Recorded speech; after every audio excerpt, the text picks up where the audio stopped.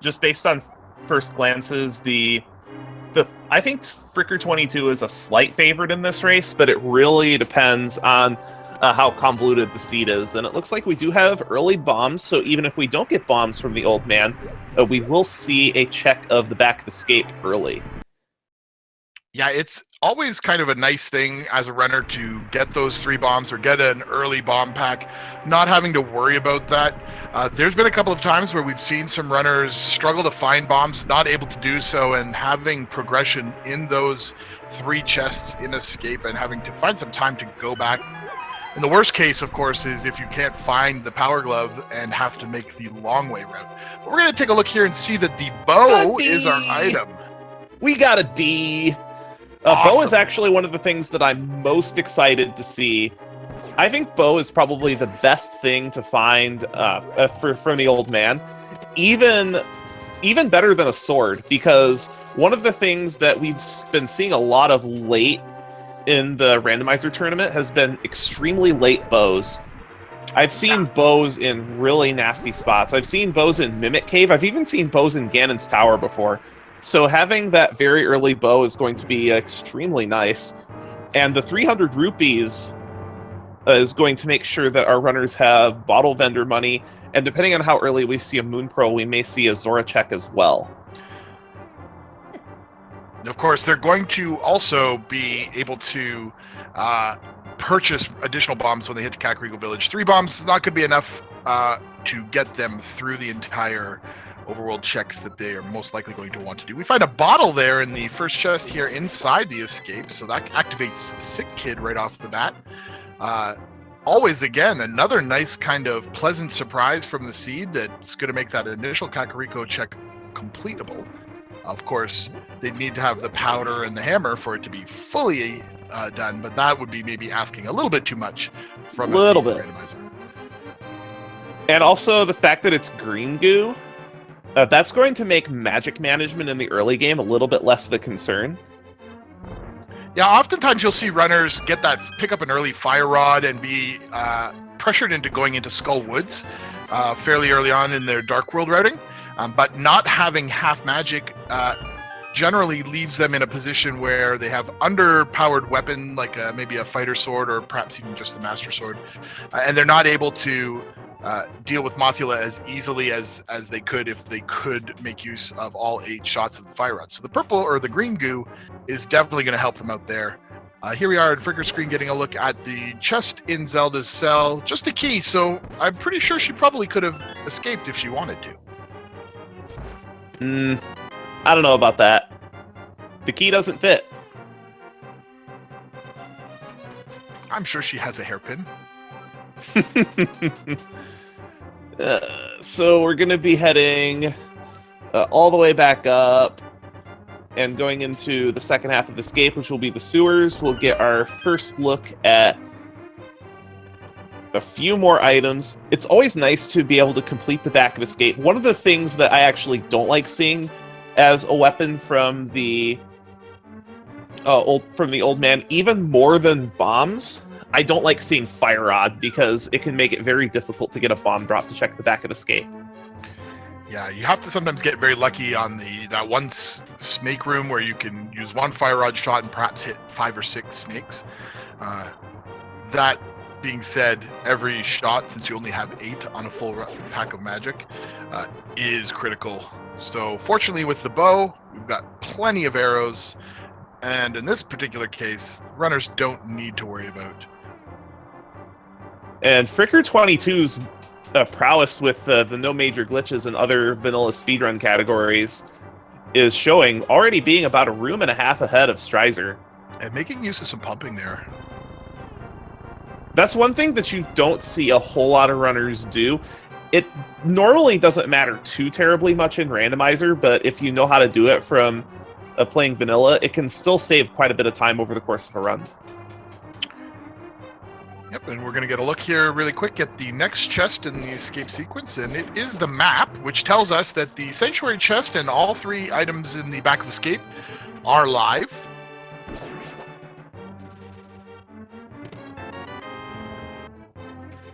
Another noteworthy thing, I'm not entirely sure of Strizer's overall comfort level with low equipment situations in the Dark World. But Fricker22 has a 138 in low percent no major glitches, meaning that he should be comfortable with just about anything that this randomizer could throw at him. Yeah, those are all excellent things. Like the execution side of the game, well, there we find the Power Glove early on. See, and there would be a situation where not finding bombs or not having bombs early on would be incredibly detrimental if that's the only lift upgrade that's available behind or in the light world.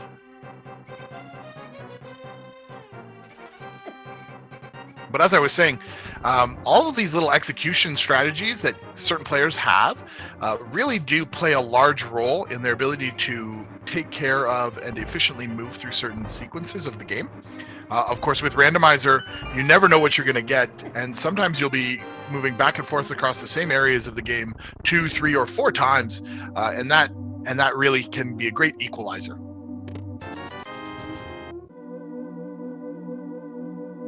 And even then, because of the complexity of the Link to the Past randomizer, and again, big shout-outs to the developers for making sure, despite the complexity of the logic, that all the soft locks have been worked out. Different people are going to explore the same seed in different ways. It looks like the poultry that Fricker got is just green rupees. What do we have for the crab drop? Oh, that's really nice. We have packs of 8 bombs from the crabs, so the bomb situation just got a lot better. Yep. Now, both of our runners are choosing to take this look in the lumberjack back in this cave. Some runners have been electing to avoid this. It saves about 20 seconds or so to just skip it, knowing that if there's something there that you need, the seed is going to tell you through other indications. But in this case, we see that it's a big 20, and we can just move along. Fricker there also observes that the mushroom spot contains 3 bombs, so he's going to just head down into the bandit's cave and dodge. Oh, no, he's choosing to pick up those 20 rupees because he's getting close to that 500 rupee mark. Well, it would be 600 because 100 for the bottle vendor and 500 for Zora. Now, as far as the lumberjack, I like checking it myself just because that peace of mind, just for peace of mind mostly, and routing back there later can actually be pretty difficult.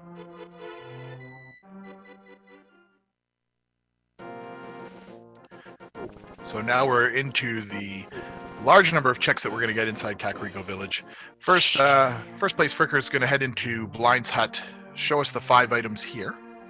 With that bottle that they got, it should be a total of 14 chests. So just 3 bombs. The hammer, there we go. And some item capacity upgrades to go along with it. As nice as early hammer is, I don't like finding early hammer early because it means you're probably not getting a sword anytime soon. I've been noticing that with V29 in general, is if you find an early hammer, you better be good with hammer combat because you're not getting a sword. Well, it depends, I suppose. Any seed can surprise you with anything at any point, to be fair. But it does feel that way a lot. When you notice it, you really notice it. But this does mean that our runners have almost everything that they need for Dark World access, at least in some form. They're just looking for the Moon Pearl now. And with plenty of places to check, we see a Quake Medallion here in the bottom of the well, along with the Fighter Sword. Stick! So, well equipped at this point. Both of these runners, I would say, are pretty confident in their hammer ability based on past matches, and the hammer does tempered sword damage, so it'll kill bosses, especially ones like Moldorm, a lot faster than you could with the fighter sword. We've also picked up quite a few complete heart containers here. To be at 6 potential hearts, the sick kid has been spending his time away from his school fashioning a single arrow. He's helping.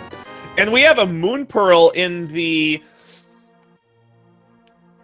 tavern, so I think it'll be interesting to see where Stritzer goes from here. There is a case to just go straight for Dark World at this point, because we do have Dark World access. Yeah, this really does make a change to the typical routing options for runners. Normally you'll see the play into the South Shore area with Mini Moldorm Cave and the dam, and we'll still likely see that from our runners, but you know, somebody may try to get advantage here. And we see now in our first map check that it is Desert Palace has the green pendant. The other two dungeons are regular crystals.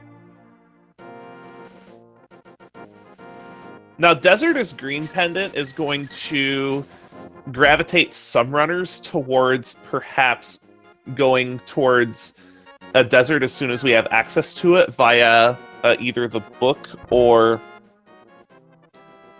Mirror plus Flute plus Mitts, depending on which one of them it's any kind of desert access. Yeah, and it looks like we want a fire source if they're really looking to full complete that and get the green pendant. But there is only 2 items in that dungeon, and if something required is camping out in there, it's relatively quick to find. Yes, desert is a very quick check normally, and typically you'll see players go check the desert ledge item, hop in the dungeon, get the 2 items, and then save and quit out of Agonaz Cave. And it looks like we do have Fricker making the Hype Cave play. If you have early Dark World access, I like doing this check, especially if you're going to the dam anyway. We have an Ocarina in Hype Cave. That's something that I would be very excited to see early on. It's going to save a lot of time. Depending on where these boots and some of the other items are, we could be in for a Jet Seed tonight. Yeah, the early play into Hype Cave, again, made possible by both the Hammer, Moon Pearl, and lift upgrades. So it is, again, just a small routing difference that many runners are hesitant to make. It looks like Strizer is thinking, I'm just going to stick with the typical plan. And the Fricker is going to benefit greatly from this. He'll head over now to talk to Stumpy and perhaps dig game before, I would assume, heading back to and activating that flute.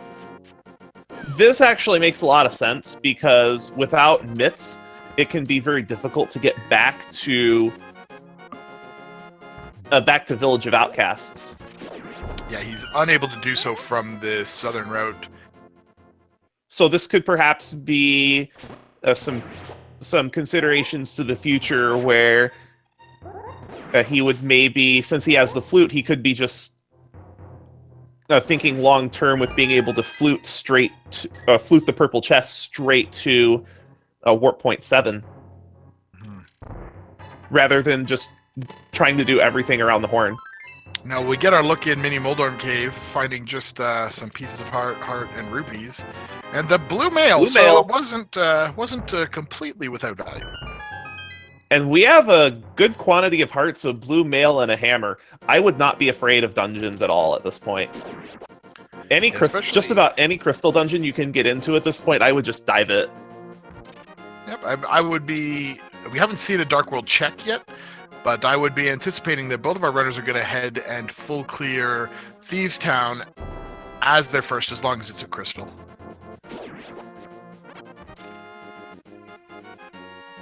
So Strizer's going to give us a look at what's in the Ice Rod Cave, and Fricker's going to head back to activate this flute and then re-enter the Dark World through that Lost Woods portal. And this flute is actually going to give Fricker a big advantage, because he'll be able to flute straight to Ice Rod Cave instead of having to walk to and from. Strizer does not have Zora money, so I think he may be banking on picking up some rupees. He may also be fishing for a 20 rupee drop from some of the enemies as well. Yeah, if he was really into looking, he could have gone into that rock cave just outside of Ice Rock. There are 4 pots that have +5 rupees which is a nice, repeatable farm he could have done. But instead, he's going to count on finding something either from the hobo or in the Waterfall of Wishing to make sure that this path is a economically reasonable one. The way Strizer is lining up this fake flipper, you see this method used by a lot of Zelda 1 randomizer players that are familiar with how to do screen scrolls. The visual cue for this setup that Strizer is going for is the one I actually prefer to use, and you'll see a lot of Zelda 1 players prefer this method as well because it's very similar in concept to the screen scroll, for those of you familiar with the Zelda 1. He is having some troubles. Another thing that he could do is use a bomb to just knock him right up into the correct position. Or there's a run up from that bush on the other screen that he just transitioned from that will also make it. But I think he might have it here. Got it. Yeah, he's got the pixel. So probably a few more tries than he would have liked to have seen. But he's there now. He's about... Ooh, he sees the sword upgrade. Sword upgrade on the... Sword upgrade on the ledge. So I think it would behoove the runners to pick that up pretty soon after they get the mirror, especially with the flute, because picking up the Lake Hylia item is not very far from location 4, since you could just take the Dark World portal that is north of Swamp Palace and just go around the Big Bomb shop to get there. Of course, they need the flippers as well in that particular case.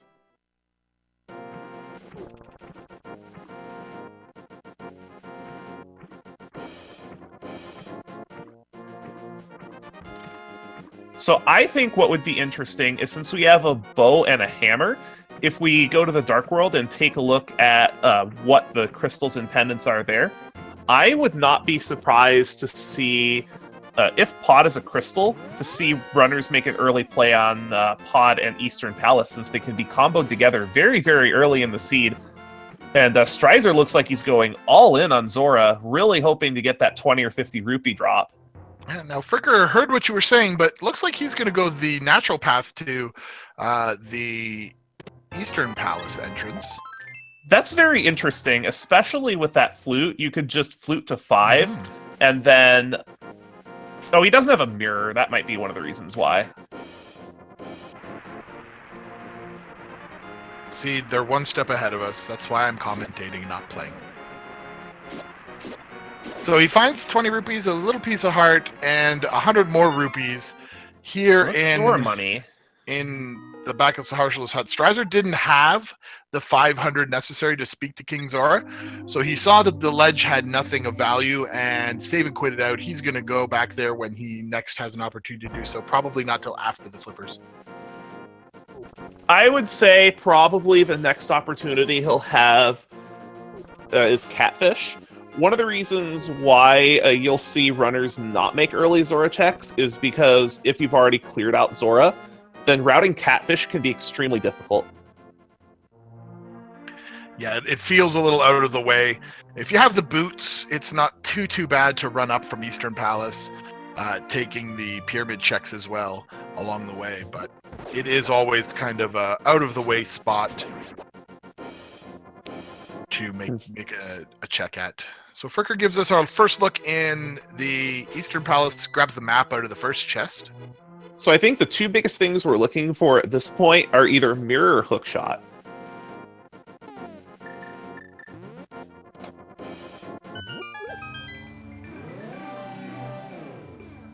We still haven't seen a full Dark World map. Here we go, and we see Turtle Rock and Ice Palace are both pendants, and Mire and Swamp are the two red crystals.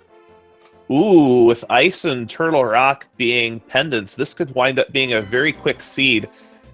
And with Ice Palace and Turtle Rock and Desert being pendants, there's not a whole lot that can be at the pedestal. Yeah, that does limit things tremendously, actually. Still, the Misery Mire Medallion, of course, could be there. Oh, Fricker doesn't get the fast cycle through this room. That's pretty difficult to do, actually. It's difficult to do, and it's difficult to learn. And it looks like we have Strizer making a play into Thieves Town. With the hammer, I really like this play. Yeah, the first 4 chests being super easy to access, even if it's a pendant, I always find myself going into Thieves Town as well. The dungeon is pretty linear, straightforward, and the boss fight doesn't really matter what your loadout is. It's always going to be the same. Absolutely. And it looks like we have Fricker going through the dark room in Eastern Palace. I imagine that both of these runners are probably pretty comfortable with dark rooms. It's a skill that if you want to get better at the Link to the Past randomizer, you'll want to practice those dark rooms, because in VT29, if you do not find an early lamp, it usually winds up being someplace awful, such as Pendant Swamp. Yeah, being able to just cut through all of that is very beneficial. Unfortunately, Strizer is finding an awful lot of dungeon items here in the first front area of the Thieves Town, so he's going to have to head into the back area before we find anything of value. Now we're about to take a look at the dark room, the second and more challenging dark room here in Eastern Palace. Let's see how Fricker handles this. He has enough arrows that he'll probably try to find the... Oh, there, he found it. Very nicely done. And gets the kill on the Mimic, picks up the key. That's the recommended... I'm sorry, go ahead. Sorry, the only fear here is that you accidentally also activate the second Igor, and it ends up blocking your path to the door, which, if you're not prepared for, is very frustrating. You're like, what am I hitting? I don't understand. But he made excellent progress through that dark room. If you activate the second Igor, then at that point it's just better to reset the room. Some other little tricks that people who are watching might not know. If you find a bee in a bottle, that also will really make that room trivial by targeting the Igors. And there are, of course, torches that you could light if you had the fire rod on either side of the entrance there. And Fricker making very, very quick work of the Eastern Palace and Armos Knights. Yep, this is the kind of thing you'd expect we have from... Tempered! Wow, he's managed to acquire a lot of swords. That means that the final sword is actually that Lake Hylia one. Wow. Not something I would have expected. Well, we could be in for a very quick night, folks. And you hand a runner like Fricker22 that kind of offense, he'll just shred through the dungeons. Yeah, that feels. And really depending on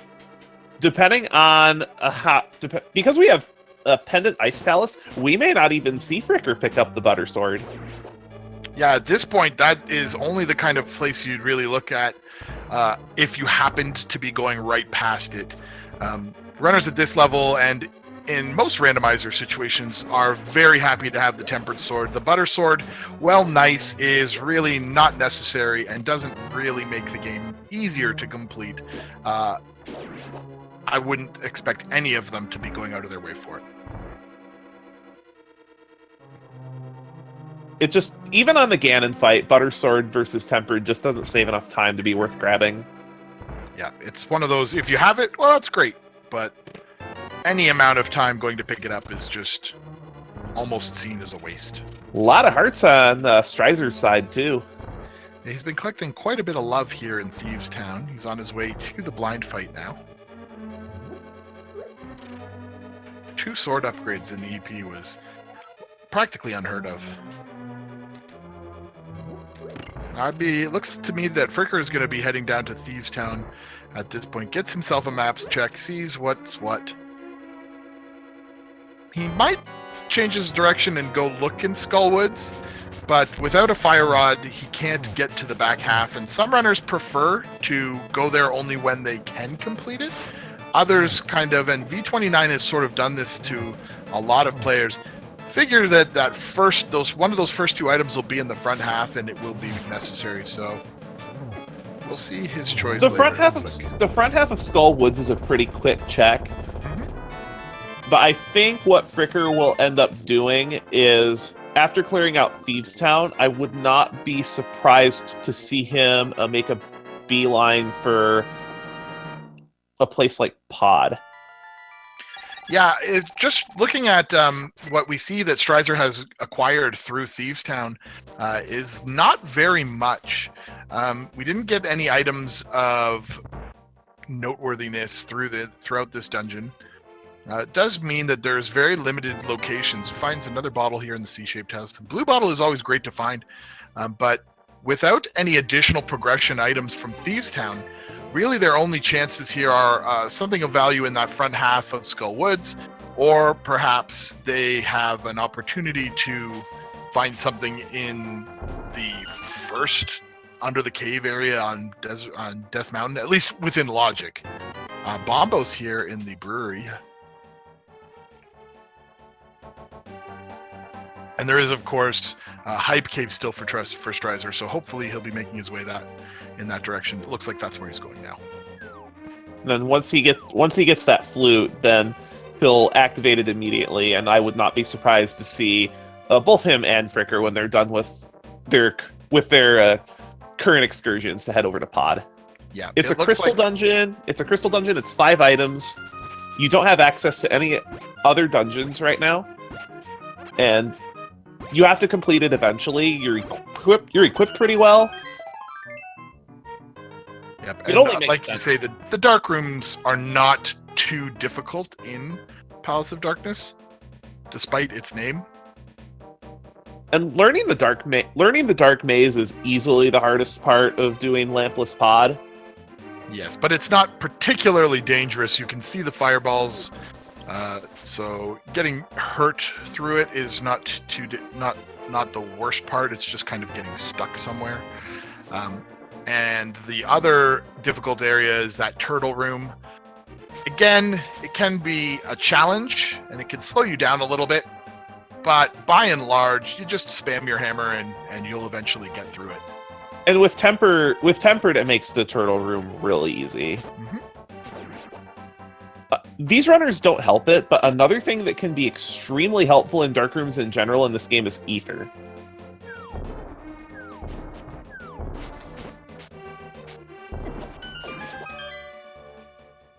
Specifically in the maze rooms, and Strizer picking up his ocarina as well. In the maze rooms in Palace of Darkness, if you use ether, then it will actually freeze the enemies in there so that you can get a better visual indicator of where you are. Other than that, it's mostly just memorization. And when you're first learning Lampless Palace of Darkness, I highly recommend keeping a map up of the maze room, because that will just help tremendously. Yeah, it should be noted that there's absolutely nothing in the rules against having maps open while you're playing. These runners are able to do anything like that as long as they're not getting any outside help from another person, talking to them, or communicating with them in any way.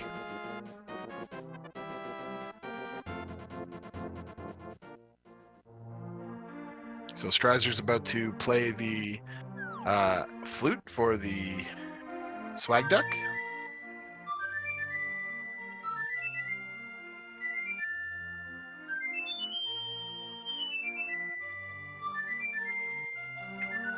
And I think some of the most interesting seeds in LTTPR are ones where you get this kind of movement capability very early on in the seed.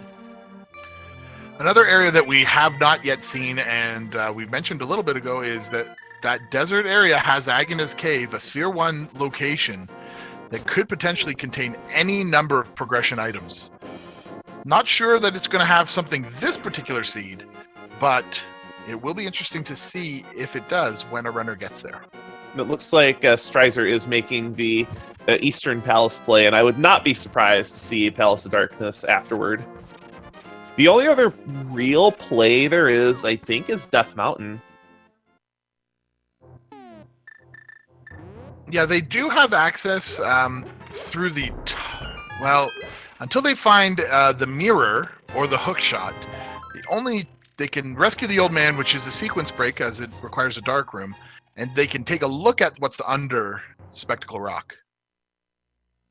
So you can, if you know how to do the Death Mountain dark room, which is the easiest dark room in the game, just learn it. Then you can get 2 items and see a third. which at this point, because you have an ocarina, you can go there at a moment's notice. So I would not be surprised to see a runner go there whenever they're done with whatever area they're currently working on. Yeah, and it is possible for that mirror or perhaps the hook shot to be under Spectacle Rock, which would then open up a whole plethora of potential items in that area.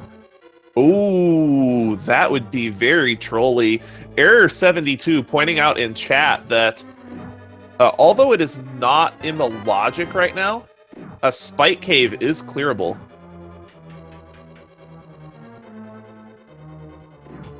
Yeah, they don't have... They need to have a...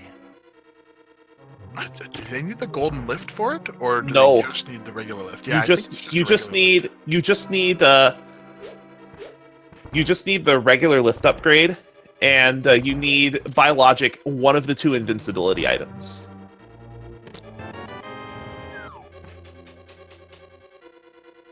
Yeah, so that would mean that, well, they could check there. It wouldn't be progressively, logically in sequence, but that doesn't mean that there isn't something of value. And they do have a blue potion at this time. And meanwhile, Fricker is making the Skull Woods dive. Yeah, I like this play early on. I mean, it's always kind of preferable to exhaust everything before heading up to Palace of Darkness, where you can't complete it in logic. As you said earlier, this is a really quick investigation to try to find something of value. It really doesn't hurt them time-wise to make these checks, and it potentially gives them an opportunity to get way ahead. The runners are going to need to go through this dungeon anyway because it is a crystal. But so far, a whole bunch of nothing on Fricker's side. We have 1 chest left that we can check before we come to the conclusion that the rest of the items are indeed blocked by the fire rod. Now, there are only 2 items in this dungeon. We just saw the red rupee, so 1 left. 1 in 3 chance.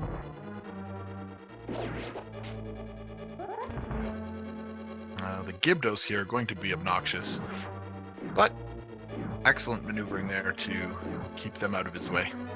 Fricker's movement in general in the seat has just been absolutely on point, and we find half magic in Skull Woods. That is certainly letting the rich get richer. Yeah, not a necessary item to complete, but everyone prefers to have it, I think, in Randomizer. It just opens up a lot more opportunities for pathing, a lot more comfort level in how you're going to handle the seed. So now Fricker is actually going to go up and do the top of Death Mountain check. He really wants to put off Palace of Darkness, and I don't blame him for that at this point. It's really a runner preference thing. There's definitely a case to be made for going there.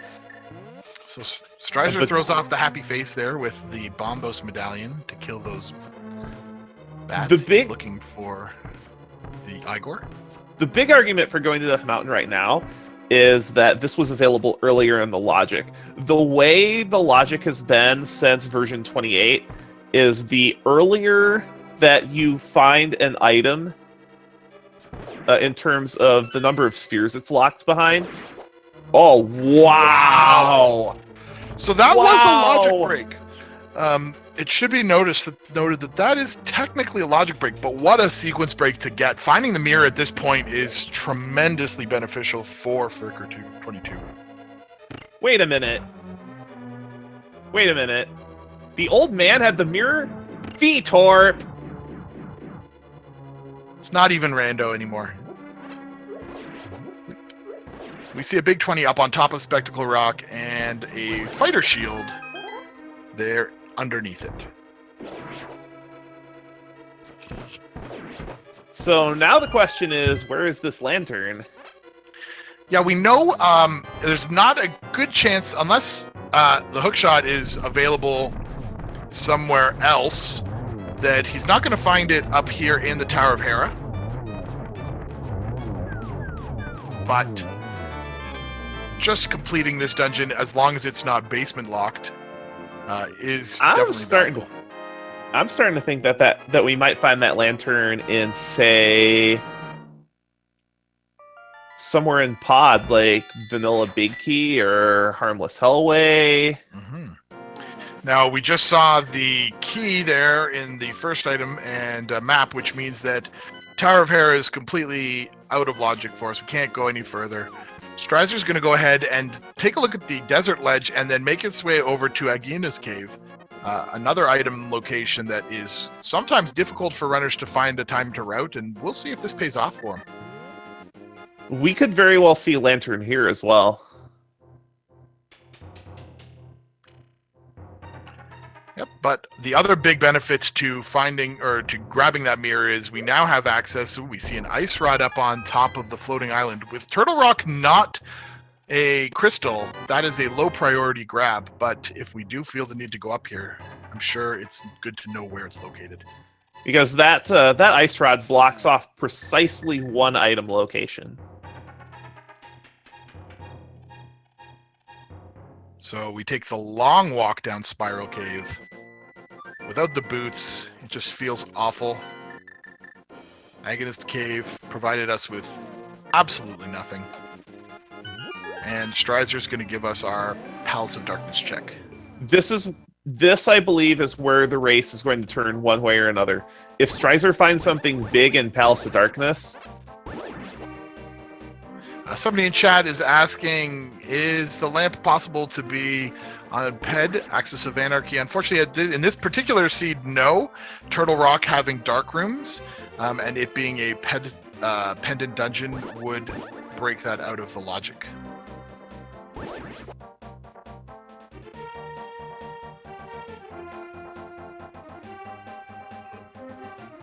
So just some love and 50 rupees there in the first section of Paradox Cave.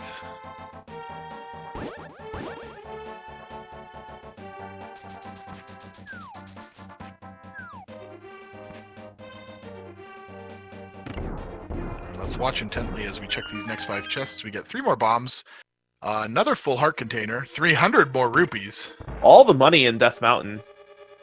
20 more rupees, and a +5 arrow capacity upgrade. Really, Death Mountain, aside from that lamp, or sorry, that mirror, not really giving us altogether too much. And there it is. Just first item in Palace of Darkness is the lantern, so this particular dungeon will not be a Palace of Darkness anymore. It'll be a Palace of Hooded Lantern. That is a nasty place to put the lantern as well. I've seen the lantern there a few times, and it does look like Fricker is going to head into Palace of Darkness, and with the mirror, he'll actually be able to clear this dungeon significantly faster. Yeah, this is going to be quite an advantage. Even though he'll be the second one to enter, I would imagine there's a good chance he will be the first one to exit. That advantage is pretty significant, depending on how many items, how the items are routed and the keys are located.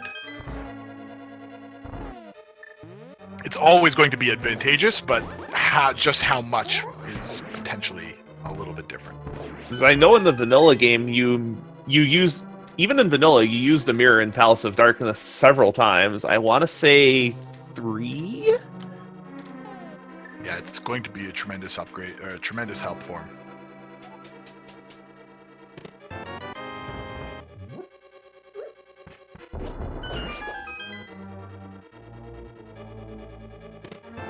Now, as you say, for the lantern to be in the first chest is kind of an awful spot normally, but since this seed had the wisdom and forethought to give our runners the bow, not thus like right at the start, it doesn't feel so bad because there is no bow locked section in this particular. Well, the bow locked section is easily accessible for both runners, so it wouldn't have been something to keep them away from entering this dungeon.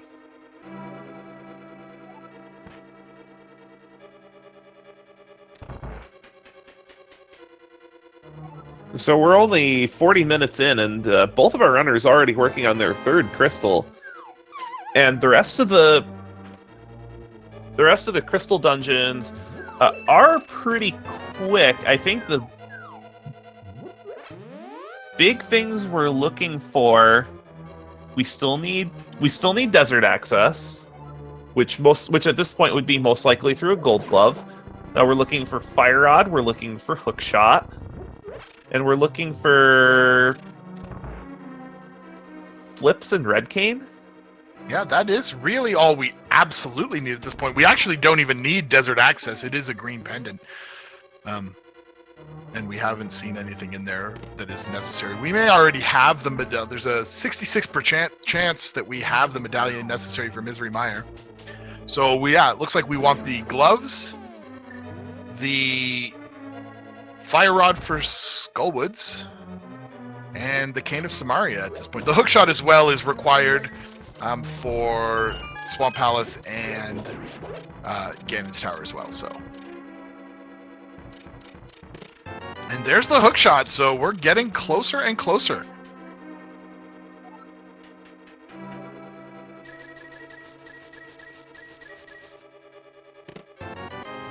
And I'm sure both of our runners would want to see flippers as late as possible now.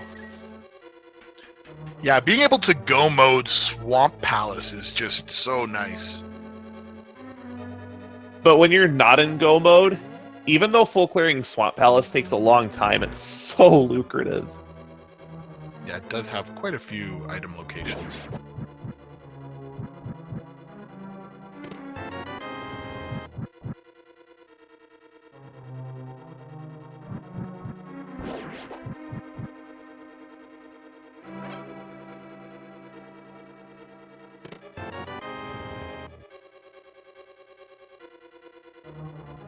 Yeah, at this point, the only pedestal required item that is potential, and there we find the flippers, which is kind of a love it or hate it item to see. Oh boy. So after finding those flippers... Well, along with the hookshot here in Palace of Darkness, and you're already equipped with the mirror. Strizer, of course, is not, but I would imagine with hookshot, he's heading up to Desert Mountain, or Death Mountain, as his next choice. But Fricker, of course, is most likely going to head right into Swamp. There's so many items, as you say, and it's an easily completable dungeon with the equipment that he has at this time. I tell you what, I can't remember the last time I've seen Pod this loaded. Yeah, it has been very nice to them.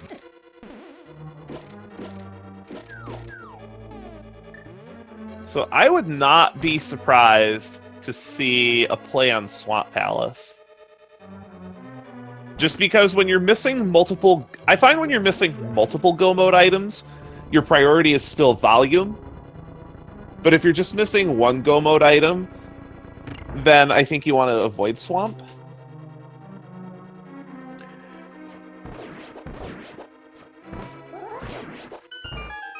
Yeah, and when it is definitely a crystal dungeon, you can always just kind of shrug it off and say, well, I gotta go there no matter what.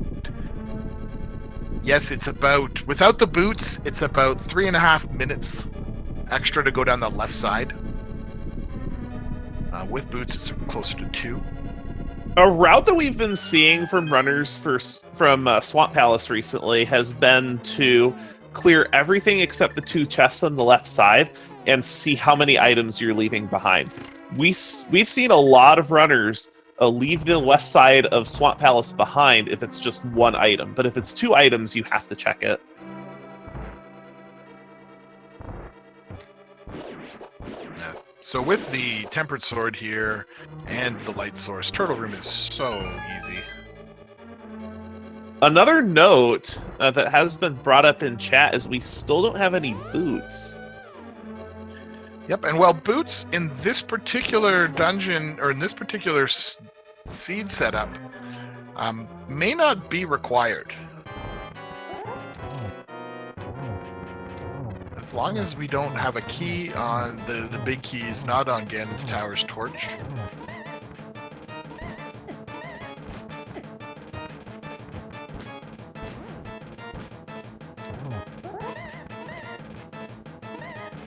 Strizer taking a bit of a beating against Helmasaur King. The RNG there of Helmasaur King being a little rough, spitting out a lot of fire. It's nice when he only tail swipes. But still manages to take down this boss relatively quickly. And we can see here that the small advantages that he had in entry has been caught up almost completely by Fricker with the benefit of that mirror. And just Fricker has done a lot more item checks in general. I think Fricker is going to be a runner to watch out for later in this tournament.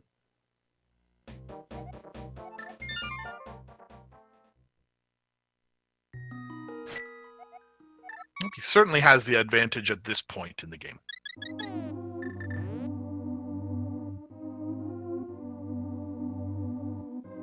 So I don't think you can be too frustrated with a hookshot and Flipper's Palace of Darkness, along with the Lantern. That's 3 items, 3 critical items. And as predicted, Strizer's going to head up to Death Mountain, grab his mirror from the old man right now, and the world will be his oyster. He'll likely clear out Death Mountain first, and then it'll be interesting to see where he heads, because there are a lot of locations open. One thing I'm a bit surprised we have not seen is Gold Glove. Yes, it's going to be somewhere, we're just not quite sure where yet. The Tower of Hera is going to be easy for Strizer to actually complete. Fricker's going to have to head back up there at some point when he feels like he has the time to route it.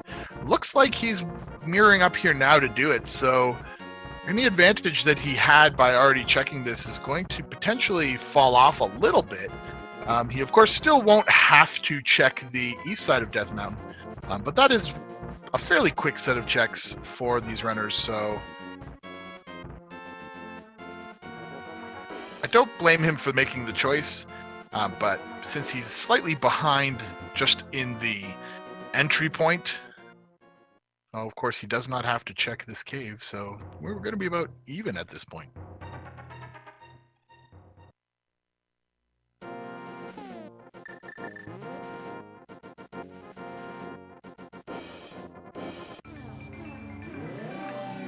So what will be interesting is what items they find here in the Tower of Hera could change where they choose to path shortly thereafter.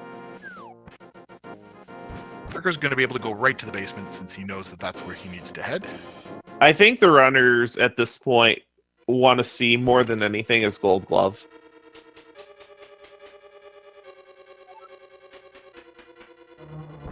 Yeah, it will give them the full ability to go anywhere in the game.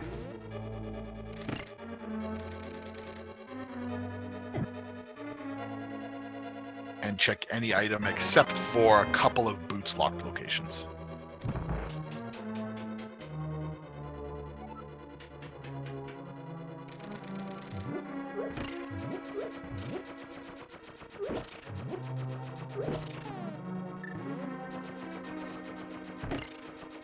Ooh, Strizer gets knocked off the pegs there, so he's going to have to manually deal with these tiles. Just a little annoying.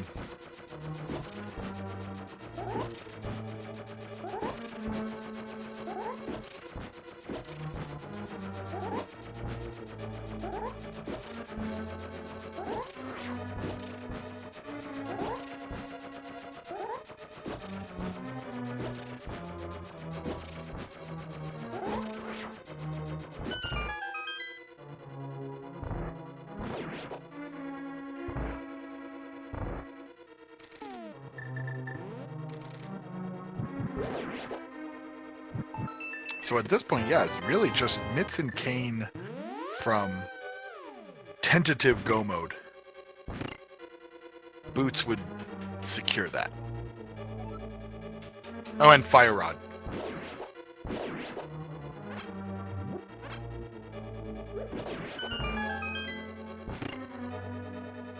Fricker getting an excellent bomb jump there to access the big key chest quickly.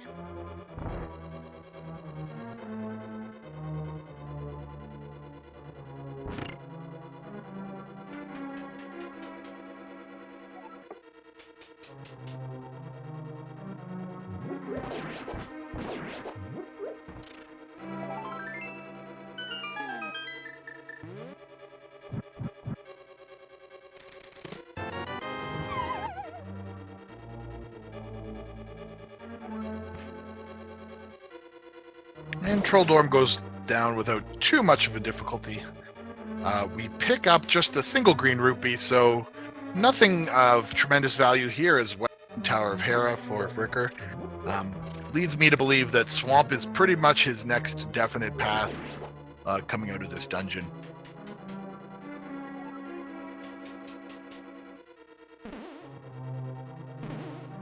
He's going to be able to flute right down there.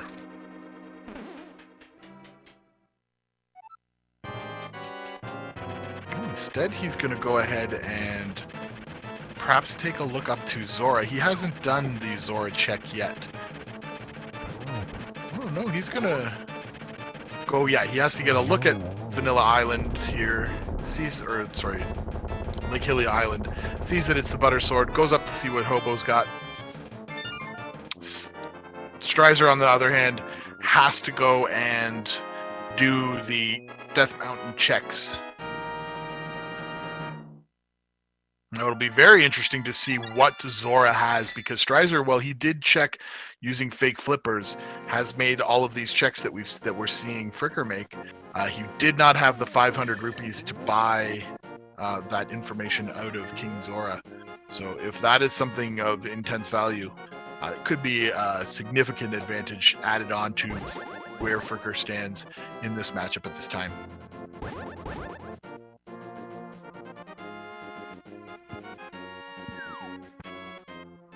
I still think you check Swamp first, though, because Swamp, for one, it's a crystal, and you have so many items left for go mode that, again, you just want to prioritize volume, but Fricker is more interested in cleaning out Zora. Yeah, these overworld checks, in V29, they rebalanced it a little bit so that the overworld is more in line with the dungeons as far as location for progression. And so I really don't fault him at all for making this check, including the Lake Hylia Island, Hobo, the 2 in Waterfall of Wishing, plus the Zora Legend Zora. That's 6 item checks. That's the same number of items that you're going to get out of Swamp. So in a significantly less amount of time at this point.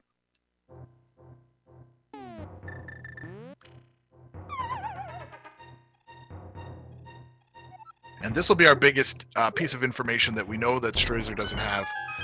In a few moments here, Fricker is going to show us whether or not Zora is a swindler or valuable. And look at that. Good return for sale. Yep. Gives him a positive return on his investment, but not the items that Fricker would have liked to have seen.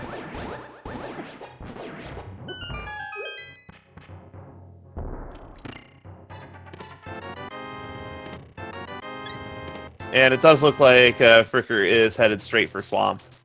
I suppose not positive. It's as good a return as you're going to get. So Chad asks, when's the best time to route Catfish? There is no best time to route Catfish. It is an out-of-the-way location. But generally, if you've got the boots and you've just finished Palace of Darkness, you can dash up there, get your pyramid check. If you have the pyramid bomb access already to see what Fat Fairy has, that's beneficial there. And then you can continue on up, hit Catfish out, and hopefully not have done the Zora area, so that you can mirror over and complete that as well. But of course, Randomizer does what it does and always seems to mess with the ideal setup like that. An early Zora check versus late Zora check, it's a pretty big debate over what's better in the Randomizer community. There are definitely pros and cons to each one. And both of our runners are figuring out that all roads seem to lead to Swamp Palace. Yeah, and the other potential path to get to Catfish is if you have access to Bumper Cave, Graveyard Ledge, King's Tomb, you could go along the north route and then swim across the river to the dock there and head into the Catfish area through the Dark World.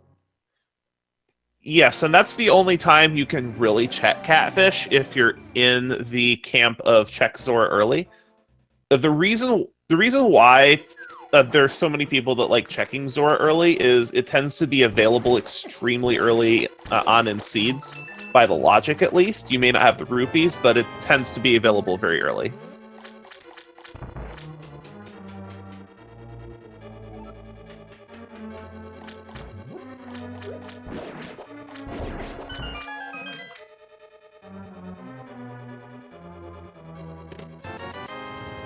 So the first item that we find here in Swamp Palace is a big 20. Fricker just a little bit ahead.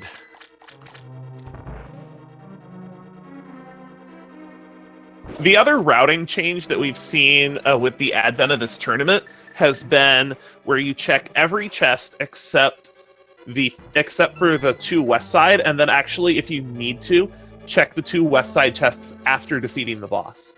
The only way that can really backfire is if you have, say, a vanilla big key.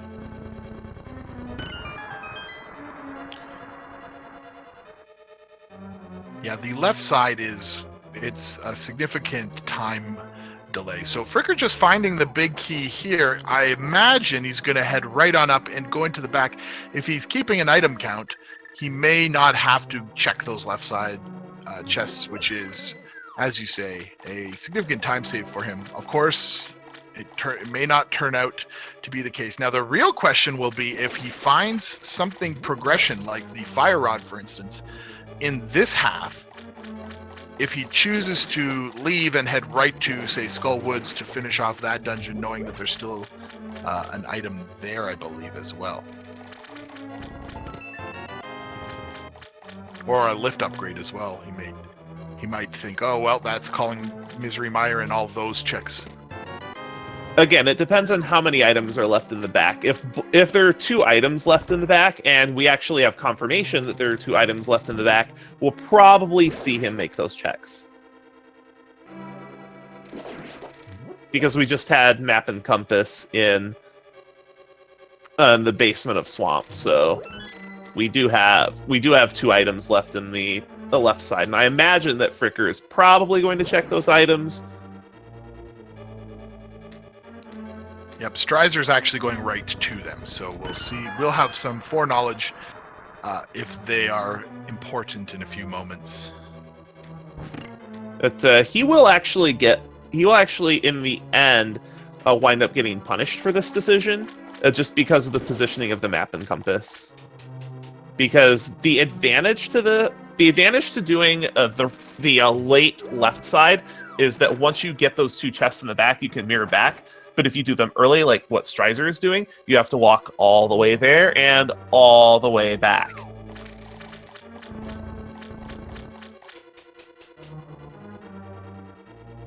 And so we are about to see what is in the left side. Probably Fire Rod if there's progression here. Well, there's the lift upgrade on Argus. Oh, Argus had the Titan Mitt. And Ether here in the left side. Now, the real kicker is if Ether is the required medallion, that's a really nice find. And just the full heart as well. So Strizer's going to feel fairly good. It's always nice to know that you're not worrying about what you're going to find when you get to the Misery Mire.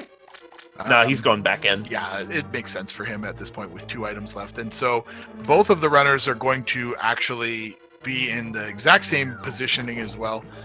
Following this up. Now, the question is, are they going to pull the trigger on Misery Mire, the dungeon, without the Cane of Samaria? Or are they going to start looking elsewhere at this time? That's a really tough call. Yeah, it is not impossible for it to be inside the dungeon. And that's where you almost want it to be. But with a lift upgrade, there's a lot more overworld available to them now to look through. A lot of one-off spots opened up. It's going to be really, this is where we might see some significant divergence of their routing. And again, any advantages that has been accrued to this point is going to really be negated. It's going to come down to who finds that cane first. Oh, absolutely. And the Fire Rod's still out there, too. I think at this point, your first check should probably, from Fricker's perspective, I think your first check should be Mire area. Just do Mire Shed and Checkerboard Cave, and then at least consider taking a look in Mire itself, because most of the time when you do a Mire, you're going to have to check most of the chests anyway. Yep. And if that doesn't pay off as well, you have access to Desert Palace now, and those checks as well as the Green Pendant. So there is a lot of benefits to going to that area. So I would say both of our runners will probably make that call first, and we'll see what they end up with.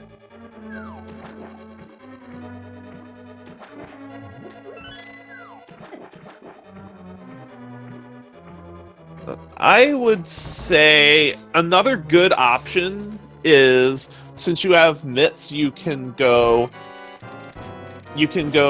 turn in frog, do hammer pegs, do purple chest stuff. Purple chest stuff is actually another good play here as well. Neither runner has been to Cave 45, but they both, I believe, checked Stumpy, so that's less. And we see here that although Strizer entered second, he actually caught up quite a bit by choosing to go left side first. He's still slightly behind, but caught up probably about 30, 40 seconds. And Fricker chooses to go back into the Dark World. Looks like he's going to maybe head towards that Cave 45 check and then head up to the south end of Village of Outcasts. With the flute, I could see this play. Yeah, Strizer instead, it looks like is going to go and pick up that butter sword. Interesting. The other play I could see him making at this point, if he feels like he's behind. If he feels like he's behind, Strizer may also make a play for ice. Yeah, he could easily do that. We'll see if he picks up this and then immediately pulls out the flute. Oh no, he's going back into the Dark World.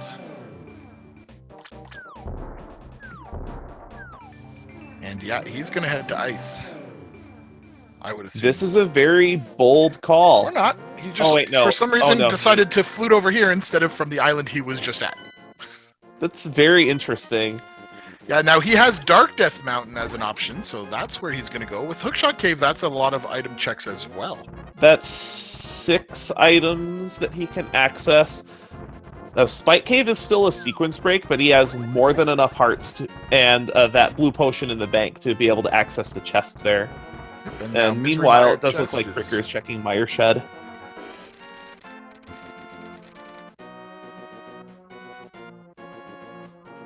So we were right to say that this is where the big divergence is going to happen. 2 big 20s there in Mire Shed. Nothing to be happy about at this point for Fricker.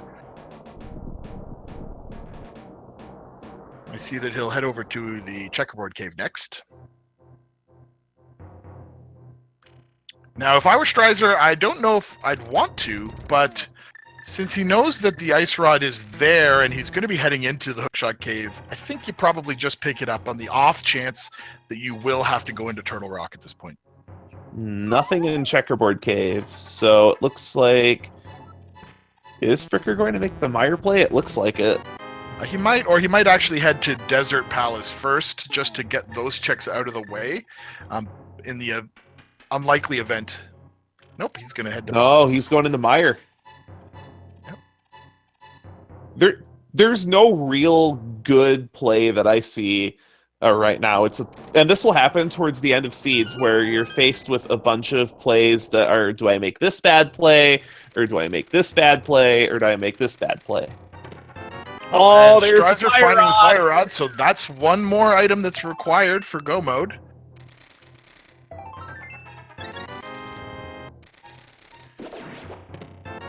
Yeah, I like to say that there are no good or bad plays at this point. There are just right or wrong plays.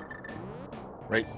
At a certain point, Randomizer kind of falls down to where are you checking, and are you paying attention to the logic enough to make appropriate choices, but you can never be sure if they will pay off. It's always just going to come down to, well, that was the right call to make, or that was the wrong call. So yes, with a single item left in Skull Woods, it's guaranteed, I believe, that Strizer will head there next. Just when you have a crystal pendant and there's still loots in, when you have a crystal dungeon, and there's still a loot item in there that you can complete, you might as well go do it. It's not the wrong move.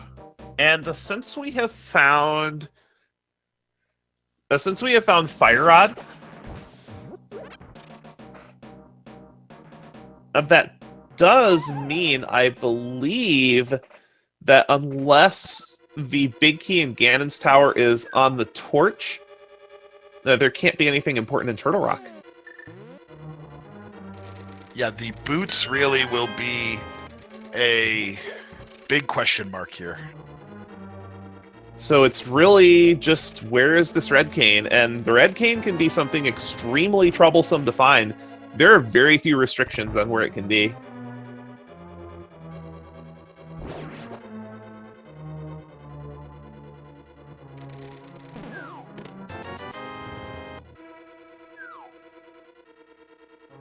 Although if you're either one of these runners, just being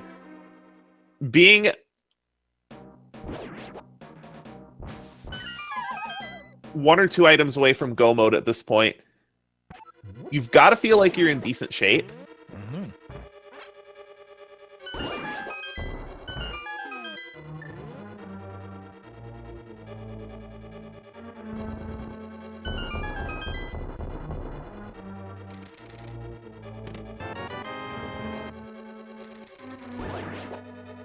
So that's 2 items out of, or that's all the items there in Misery Mire. So Fricker's gonna have to look elsewhere for progression. And since he's here, Interesting. It does not look. Yeah. Does not look like Fricker's interested in desert. Yeah, he does not want to try. He's gonna go do Dark Side of Death Mountain as well. That'll net him the Fire Rod. And then it'll just be a race to whoever finds this red cane. Where could this red cane be? I'm gonna be that guy, and I'm gonna say it is in desert. I kind of at this point hope it's in desert for our runner's sake. Otherwise, you know, there's always Ice Palace.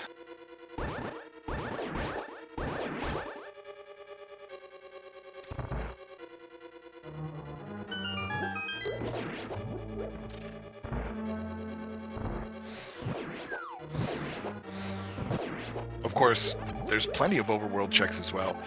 Could be in Peg Cave, could be on Jeremiah, could be in the Purple Chest, could be on Graveyard Ledge, could be boots locked in Bonk Rocks or King's Tomb. There's lots of places left to check. Our runners, it's only an hour and 7 minutes in. There are lots of places left, but for their sake, you kind of hope that that'll be someplace progression-wise.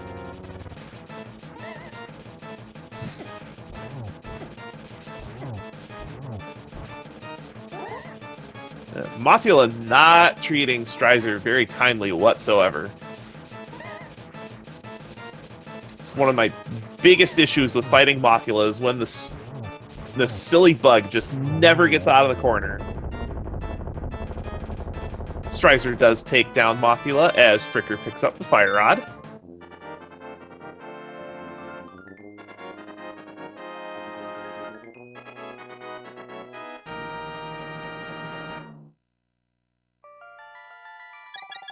And that puts Strizer at 6 crystals. Mm-hmm. Now we see here that Fricker is going and grabbing the Ice Rod here, since he was just in the Hookshot Cave. So he'll have it just in the off chance that it's necessary. That would be pretty trolly if the Ice Rod was required for this seed, though. Yes, you're right. The absolutely only thing that it could be is if it led to an item that contained the Cane of Samaria. So perhaps if there's like a book in Turtle Rock, that's not possible. You'd have to have the cane to get anywhere in Turtle Rock. You're right. So if there was boots, I guess is the exact only possible. Exactly. Yeah, it's the only thing that might be required. Looks like Fricker was looking for a fairy before checking Spike Cave. Is going to need to burn his blue potion. Yeah, this is going to be a little bit close. He can use some iframes here. Ooh, cutting it very close. Gets it. Can use some hookshot iframes. He doesn't have a lot of health though, so he does need to make every bit of iframes count. Looks like he'll be okay. Oh, he has plenty of health for this check. And just a 10 bomb upgrade. I don't blame him for that check, though. That's a very... Spike Cave is usually a pretty pesky spot to check. So coming out of this, it looks like Strizer is going to give us a look at the northern section of Dark World. He can only really pick up the item at the Graveyard Ledge at this particular juncture, but we'll get perhaps a peek at what's on Bumper Cave, so if he finds the cape, he knows what's what. There's the magic powder, which is another fetch quest item. It's almost aggravating to see a fetch quest item in a place that you can't yet grab, because what if that one-off item you're looking for is there?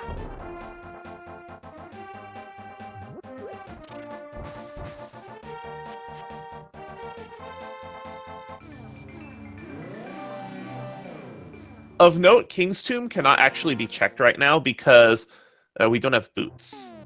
Yeah. So this is really just a single actual check and one look that Strizer's making. He sees it's a piece of heart. Consolation prize.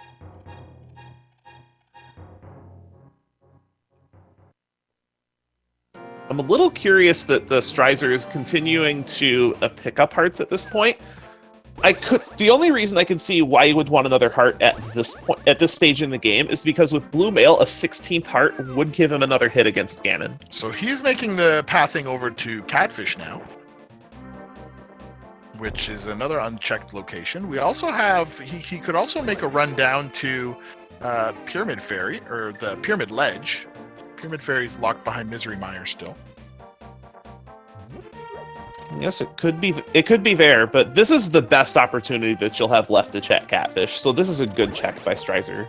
Yep.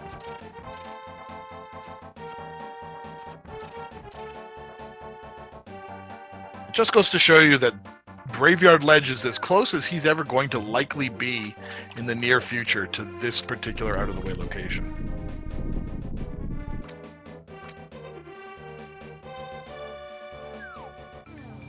Just a big 20.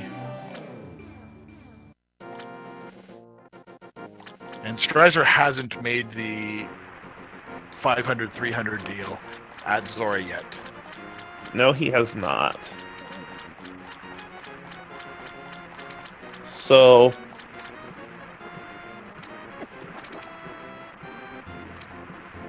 at this point, what do we have left? Just desert and ice, really.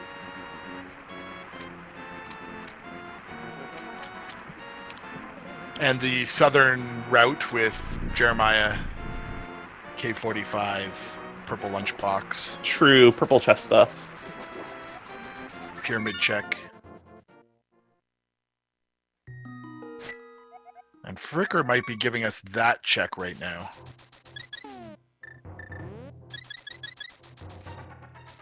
As he's going to head into the Dark World from here.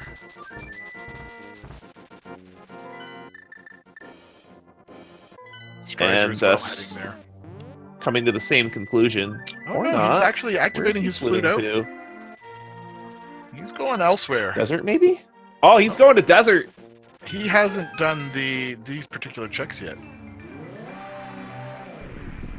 Right, he has not checked. He has not checked the. He has not checked Mire Shed. I want to see him go to desert, though. Yeah, it would be quite a call for him to make. I always like to see it when a runner makes kind of that low percentage shot call just to see what happens. And it's not a bad check though. Desert. Sorry, go ahead. Nope. It isn't, as you were saying. It's not a bad check. Desert has 2 potential items and the third from Saharshala.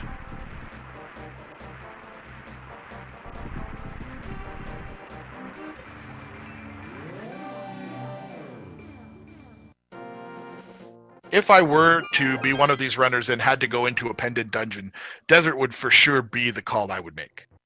Oh, absolutely. In this kind of situation, I think pendant ice is the last place you check, unless you feel you're really, really behind. It doesn't look like Strizer agrees with me, though. Wants nothing to do with Desert Palace. Wants to go around the horn in the Dark World to pick up the checks that Fricker is doing right now. Well, he realizes that he doesn't have to go the long way to get to this, and instead takes the short way. We just see a piece of heart from Jeremiah, the blacksmith. And Fricker's going to pick up the purple lunchbox and head back to that check.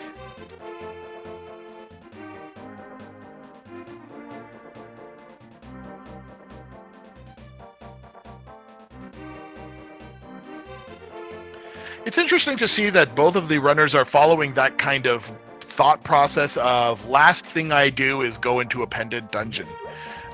That can pay off, and in fact, many seeds it does, but 50% of the time, it won't as well. You know, like, it's quite possible for there to be a necessary progression item in one of these dungeons, especially at this late stage of the game where they haven't found any progression, obviously, in any of the pendant dungeons. It just kind of increases the odds with each passing minute that you're going to need to go to one of those higher density item locations that are typically found inside dungeons. And here we see Fricker pulling the trigger on Desert, since he's already made all of these other checks.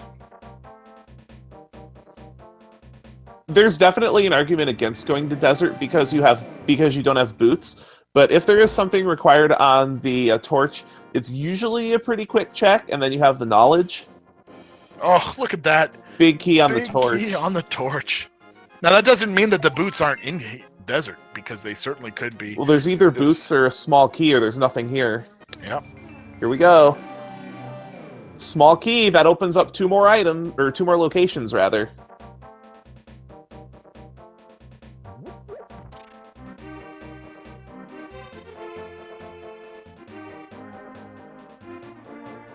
So we'll see what we have here. We're in the east of Desert. We have the cape. Ooh, boy! So that really just gives them access to Bumper Cave, which we already know is not where they need to be. Although, it does give them access to the pouch, which could mean Mad Batter. So I think that's going to signal to Fricker to head over to Bumper Cave. He hasn't actually done that investigation, but instead... No, he's going to ice. This is a very interesting call. So we'll see what happens if Strizer, with that foreknowledge of the powder being on Bumper Cave, assuming he goes into Desert here, if he chooses to make that call. It'll be really interesting. No, instead, we'll see. He's got a flute over to the Desert. Yep, he's doing the exact same thing. The runners are following really in each other's footsteps again. They kind of diverged for a short moment. It definitely shows that the runners have a very good understanding of the logic, and that's something that you need to play a lot of seeds to get a good grasp on. Strizer hasn't gone into Misery Mire yet, so that's going to also add a few more item locations that he can check here, so could be another draw. So the best case scenario for Strizer at this point is if that powder on Bumper Cave does lead to the Cane of Samaria. Yes, if Fricker finds the cane here in Ice Palace, then it's going to be a very insurmountable level of advantage. Unless, of course, we simply find boots from powder. That'll be an interesting thing as well. If we find boots from powder, then that opens up several item locations. It does open up the rest of Desert. It opens up the tablets. Well, at this point, there are a significant amount of items unfound. There's both boomerangs, silver arrows, both canes, shield upgrades. We've only seen one, the bug net, of course, shovel. So Ice Palace has a lot of kind of out of requirement items it could possess, with only 3 actual items in this dungeon. It's not a foregone conclusion that Fricker's going to find anything of value here.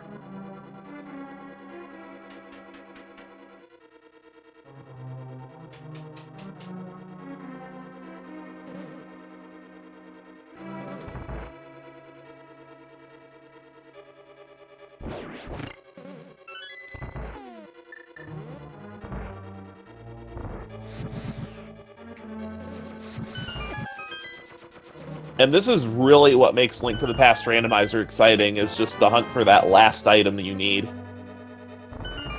Now, Fricker finding Sank Heart in the Ice Palace big chest puts him up to 17 hearts. That's a pretty high total for players like these. Yes, I was commentating a race earlier this tournament where one of the runners got to 19 hearts, and that was the most I've ever seen. But 17 is pretty far up there. And Strizer is fluting away. Not looking there. And he's heading down to what well, maybe not. I would have assumed if he was going to... Has he not done the... Pyramid Ledge hasn't been checked. Oh, that must be it.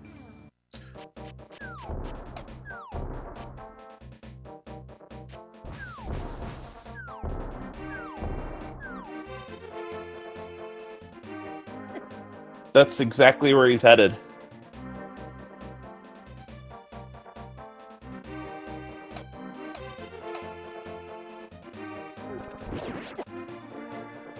So we did see Catfish already.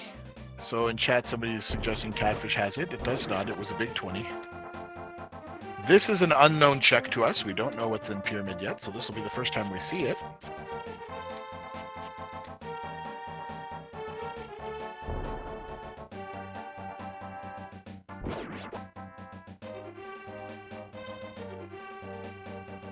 No, just a piece of heart.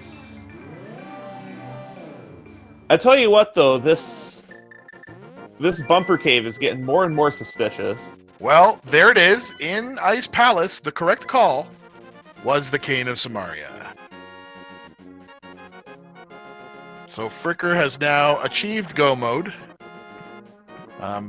Is still maybe going to go ahead and look and see if he can find the boots. I should say it's theoretical go mode here. The boots, the big key could be on Ganon's Tower torch. And now he's got to make that kind of gut check, pull the trigger. Do I just go mode the last dungeon? Do I just... Well, he's already checked Misery Mire, so do I just finish Misery Mire and head up to Ganon's Tower?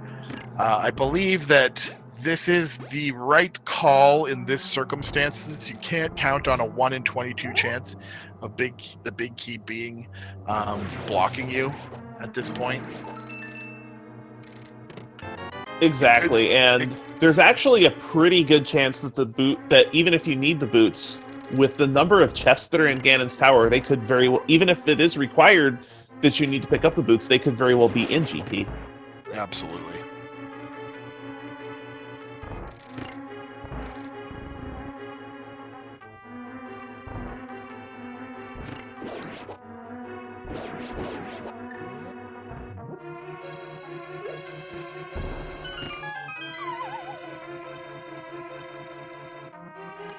So it's theoretical go mode for Fricker at this time. And Strizer is also making the play into Ice Palace, so he won't be terribly far behind. But at this point, with Fricker being close to a whole dungeon ahead, it is likely his race to lose. Yeah, it's if we're really counting on, for Strizer is really counting on that torch being on, or being where the big key is, and not finding the boots in Ganon's Tower. Now, a real interesting call for our runners will be, in the event that they do see that key hanging out on that torch, if they immediately mirror out and go look, or if they have the wherewithal to check the other remaining chests inside Ganon's Tower before making that, would be an interesting decision that they'll have to make at that time. I think you have to check the rest of GT in that case. It's so many locations. Yep, but sometimes things happen, like where you think you are positionally in the race might make you choose to make a different choice than you normally would. If you feel like you're behind, maybe you think, well, I'm behind, so I better do something different than my opponent. It's my only hope to get ahead. That is always a possibility. I know exactly how that is. That actually cost me my race. It cost me my match last round. Yeah, it definitely will sometimes pay off and sometimes not. It's just a 50-50 call, generally speaking. The most common way we see that is when a runner has the opportunity to go full right side in Ganon's Tower at the start instead of taking just the first 2 chests and then going to the left. If they feel behind, there's a chance that they might say, you know what, maybe I'm lucky and it's in like one of the later chests typically from the regular pattern, so they go full right and hope. But in a seed like this where the potential is it could be anywhere, it'll be very interesting to see what happens.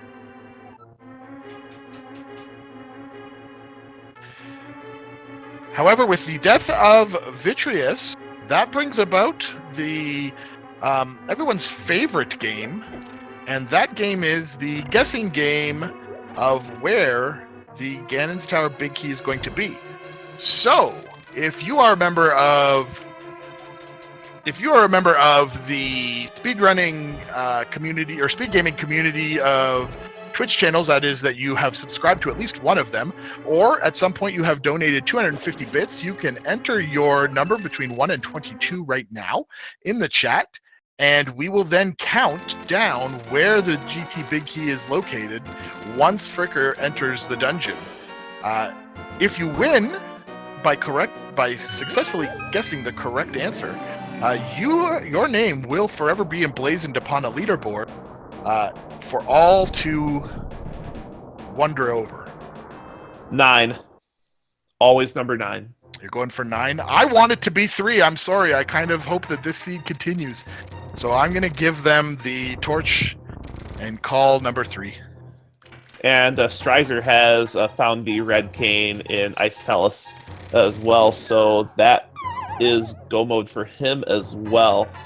You have to feel pretty good about reaching go mode at 87 minutes, especially with the location of that red cane. So the key cannot be on pedestal because that would make Desert Palace boots locked. People are asking in chat.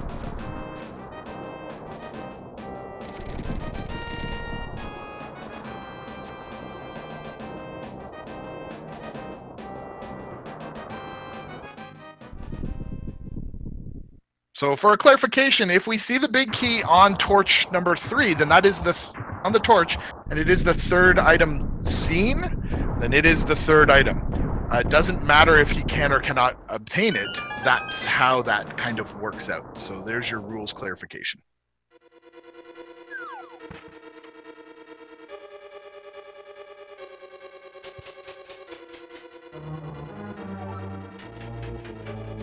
So we go down to the right side, see a small key and a big 20.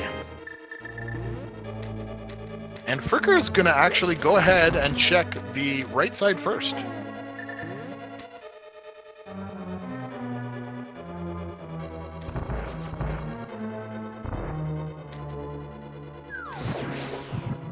There are way too many things that you could find that would be very helpful. Other than just boots. Remember, silvers are still out there too. And silvers save a significant amount of time in the Ganon fight. Yeah, and you know, he could also just have those boots in his mind as like, oh, it's over there and I don't want to see it yet. This is going to be chest numbers 3 and 4, 5 and 6, neither of which provide us with any big key knowledge. Well, nothing on the right side. And Fricker's NMG experience is showing. I have been really, really impressed with his menus this entire seed.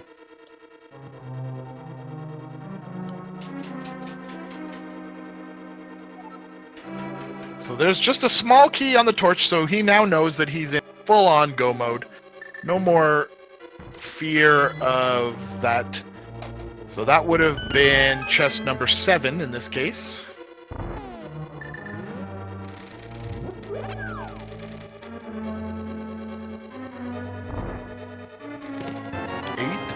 shovel. 9 is a shield upgrade. There goes my guess. 10 is another piece of heart. And 11 is a bee in a bottle. B-Torque!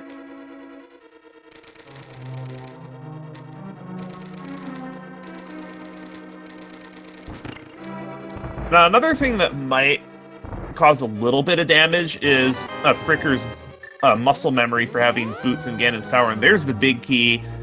At 90 minutes and 52 seconds, he is on his way up GT, and Strizer does pick up the 7th crystal, so that is on key number 12. Congratulations to Akarinapa. I hope I didn't butcher your name there. For getting the correct answer as the first sub or supporter to correctly locate Ganon's Tower's big key.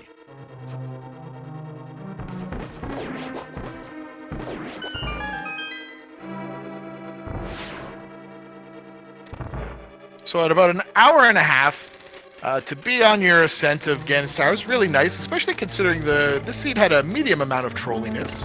So I think Fricker's got to be fairly happy with where he's at. Of course, he always have that thought in the back of your mind that, oh no, that one thing I did I should have done instead.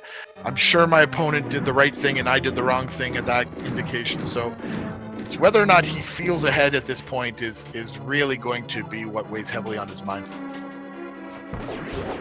I think the more linear that a seed is, the easier it is to tell whether you're ahead or behind.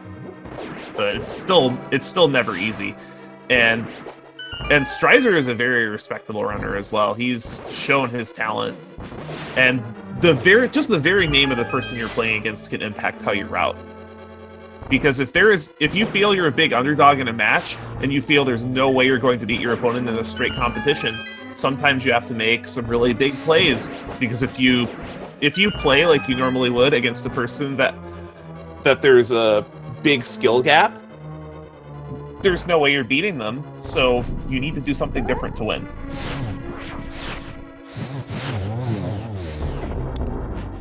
Yeah, that certainly can play heavily on a lot of thought process. Of course, if you've never raced someone and you feel like fairly equivalent to your opponent, that also can additionally cause anxiety. So with randomizer races like this, you never really know what you're going to get, especially when one call can really make a big difference.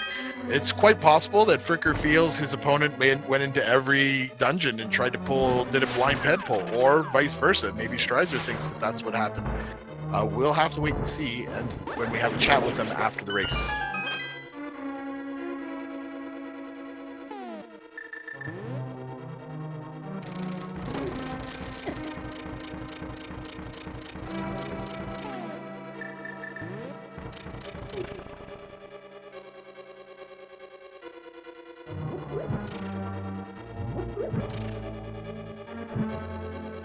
See those real quick torches after he throws the skull pots. It's fantastic on Fricker's behalf.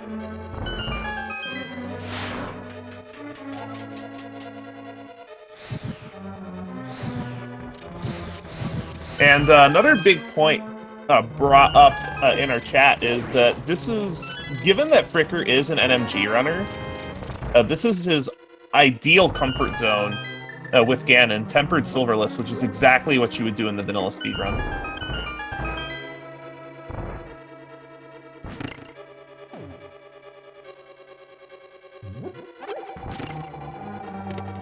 Just 10 arrows. For the silver arrows, I think. Never know. One more chest to go. See what's past Moldorm 2.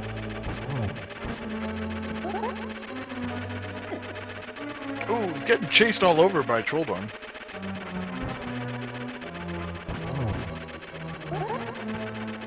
And he gets the kill there as the third spin.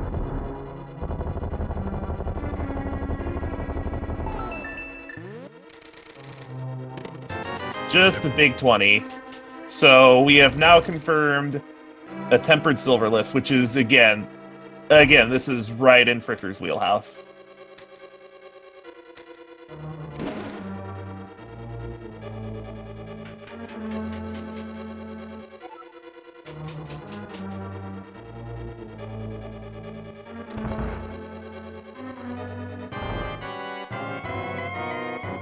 So Fricker starting Aga 2 with Strizer starting the climb.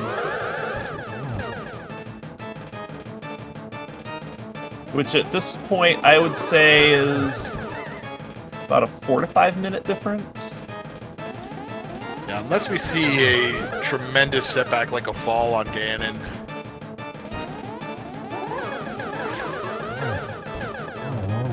Finally Nice getting fight. that double. I think that was 2 doubles. I'm pretty happy if I get 2 doubles.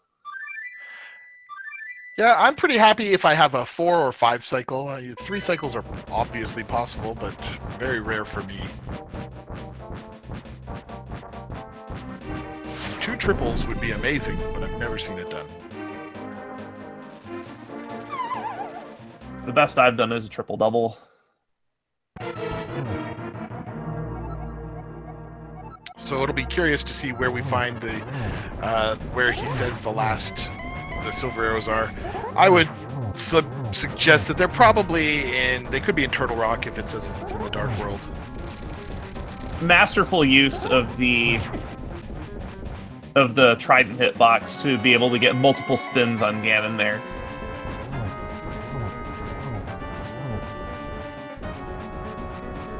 At this point, you just want to be careful, not make any execution errors.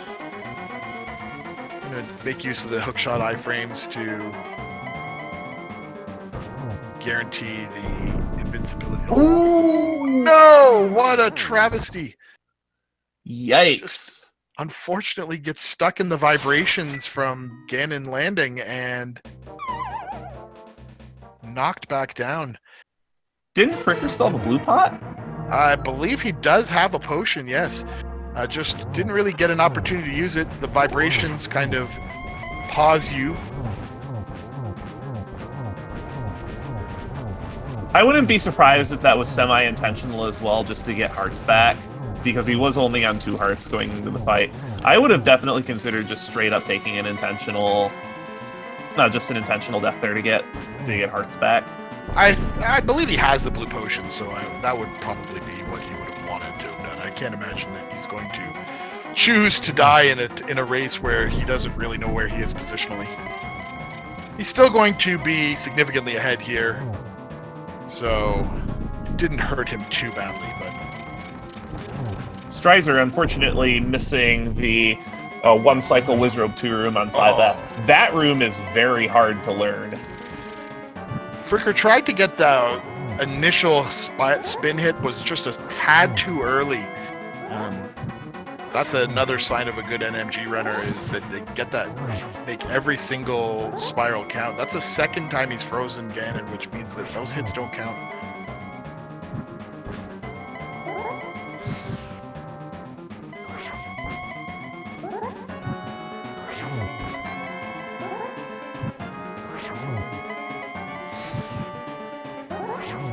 And chat confirming that silvers were in T-Rock, so no one was getting those.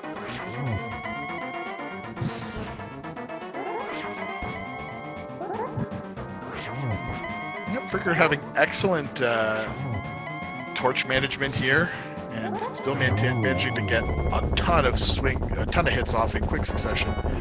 Almost as good as Silverless as he could have hoped for. So let's throw up the GGs in chat for Fricker22, who has now officially completed the race in a Speed Racing TV time of 1 hour, 39 minutes, and 33 seconds.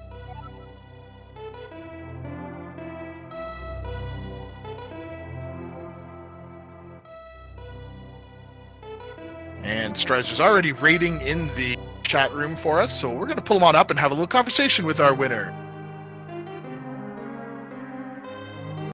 Welcome, Strizer. Congratulations and GG on your race. If you want to unmute yourself, you'd probably be able to have a conversation with us.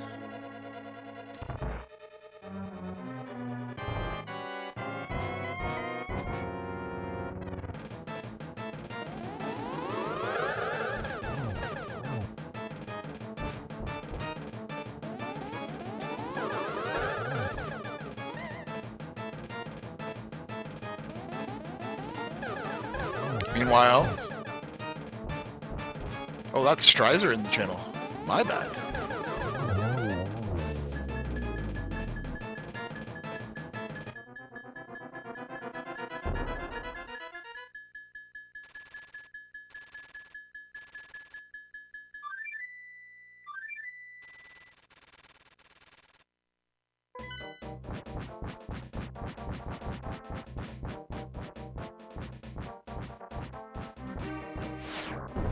It doesn't matter. Fortunately, he had his headset muted on Discord, so he wouldn't have heard me.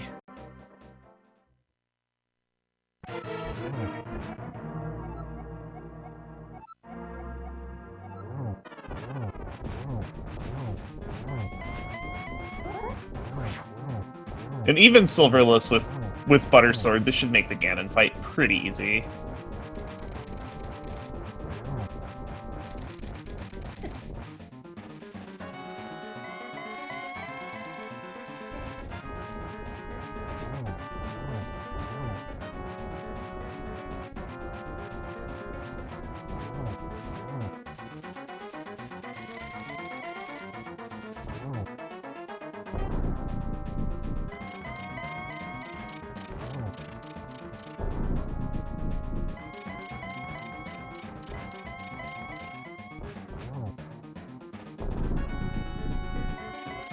And seeds like this are one of the reasons why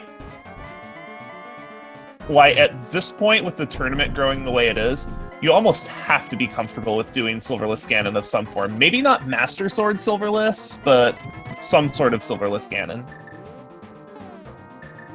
And Silverless Ganon, just in general, especially with a Master Sword, is where having low percent experience will come in. If you're looking to improve your skill at the randomizer from good to great, I highly recommend, even if you don't run a timer, just trying to complete low percent.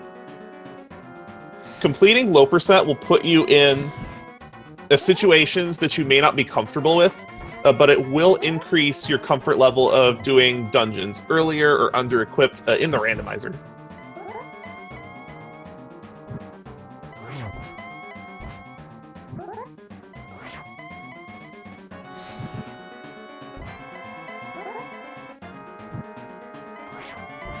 Strizer having a little bit of trouble with the Silverless hits, is managing to get about 1 hit per cycle right now.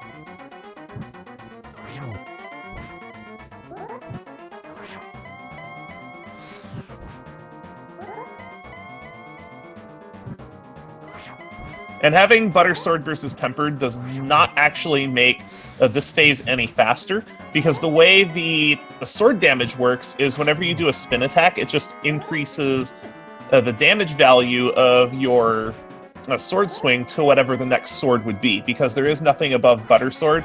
Your regular slashing attacks and your spin attacks will both do 8 damage. If I were Strizer, I would consider switching to the Lantern here, because he's running very, very low on magic. Yeah, I don't think I think he has used his blue potion at this point. We'll have to see. Does manage to take the pig down, though.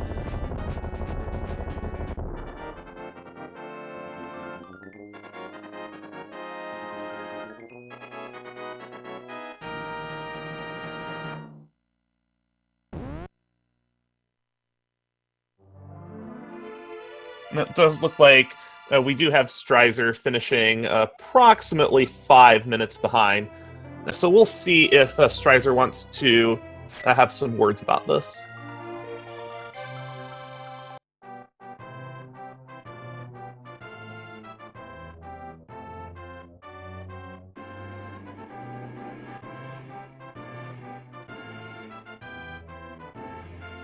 But overall, a very well-played race by both of our runners. 144 is a very good time on this kind of a seed. But it just so happens that it's not good enough when you're up against somebody like Fricker22, who is very well established in the Link to the Past community.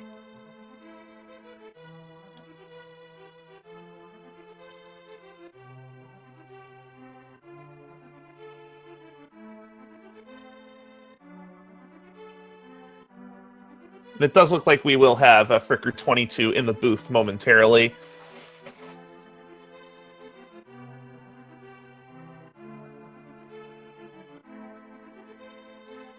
Okay, so both of our runners are back in the channel. So we'll just pull them on up here for their chat.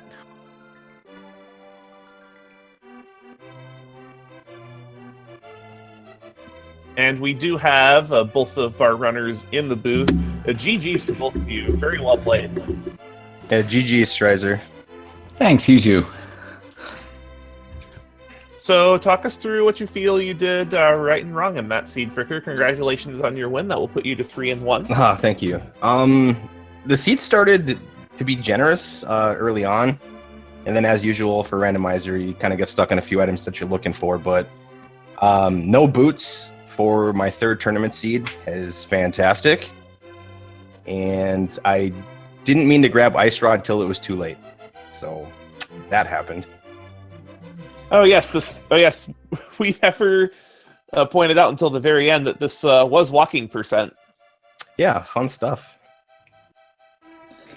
You know what? I gotta stop letting Pendant Ice Palace bite me, because that's actually the other time I lost as well was because I avoided Pendant Ice Palace, and I think actually it was also for the Red Cane, so that's twice it's bit me. Oh yeah. Pendant Ice Palace is a really tough call to make, though.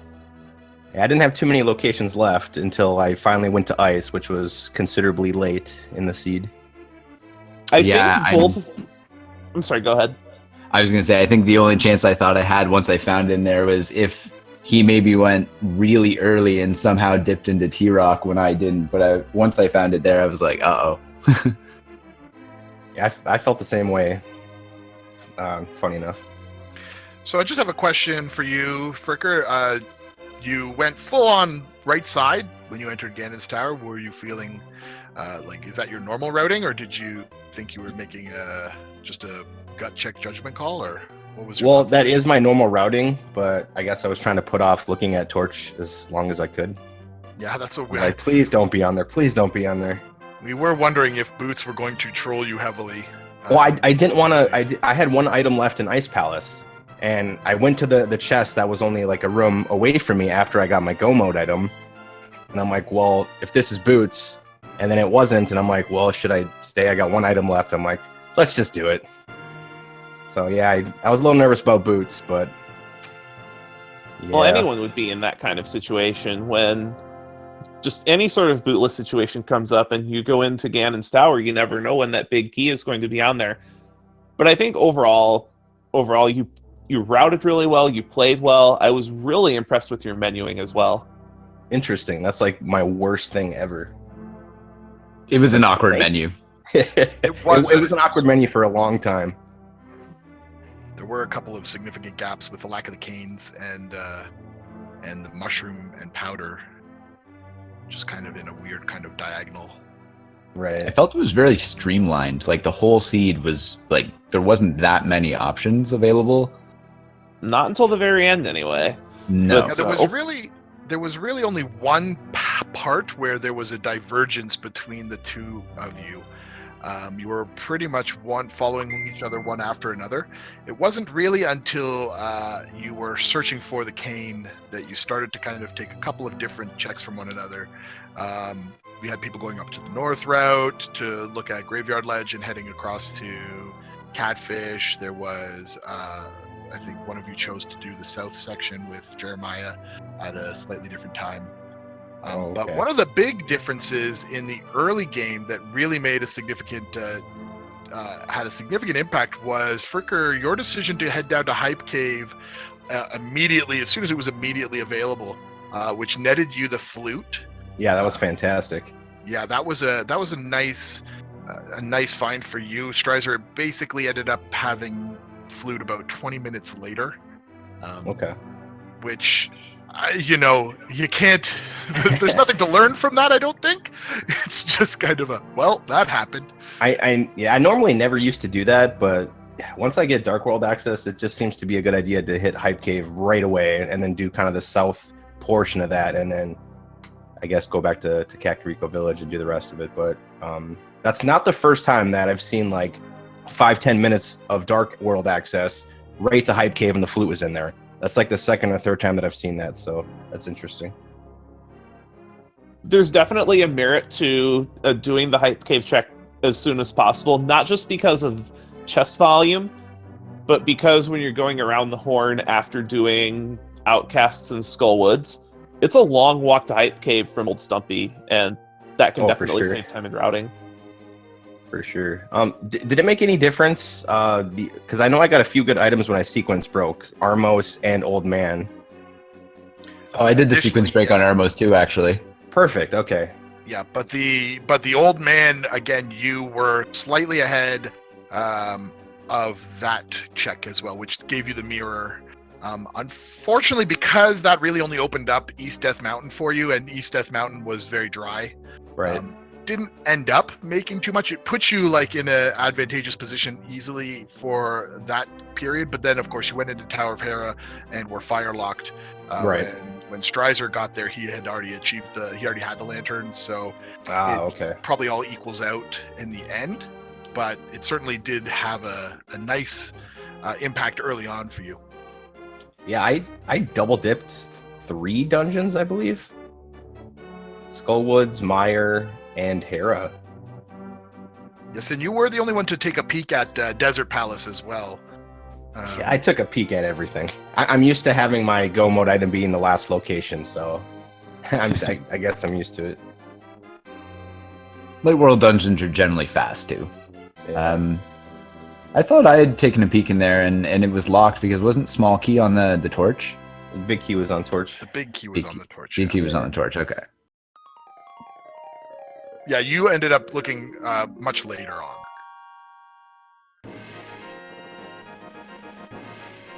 So that puts you, Fricker, at a 3-1 position. So congratulations on that. Thank you. It's gonna feel really good to have the insurance there for the guaranteed entry into the brackets. So, is there anyone that you're forward to maybe running into in the upcoming weeks, or do you have a specific opponent that you're hoping that you will not find next week or in subsequent part of the tournament? I'm not really worried per se about anybody. I mean, there's a lot of really good players that are still in here, a TGH and a couple other people that I know that are really, really good. But it's randomizer, anything can happen. So, I mean, I've beaten some top tier runners before SRL wise, just for going into the right pendant dungeon. So, I guess I'm not nervous about anybody up and coming, but a couple of my friends are right around the same, 2-1 or 3-1, and they have a game, tomorrow or whatnot. But it'd be really fun to play somebody that I kind of started the game with. So, with that, do either of you two have any more things you'd like to say about the seed? Nothing in particular. I just want to say GG again to Strizer, and thank you guys for commentating, and thank you for the tracker and the restreamer. Yeah, definitely thanks to everyone involved. It's been an amazing tournament so far, so looking forward to the rest of it. And speaking of the rest of the tournament, we do have some additional races going on right now. We do have a race going on Speed Gaming 4 right now between Zyrak and Hitaka. And we do have a couple of races coming up. Or not, that's not going on now. That's going to start in just a few minutes, the Hitaka-Zyrak match. And then about an hour from now, we have 2 matches going on. Over at ALTTP Randomizer, we will have Seabase 601 and Artemis SZ going at it. And then right here on Speed Gaming 5, we have a match between S Diesel and Buvling in about an hour. And if you liked hearing commentary from yours truly, I will be on that match as well. And then at midnight, we also have a match between Who42 Baker and Cursed Aether, which will be on Speed Gaming.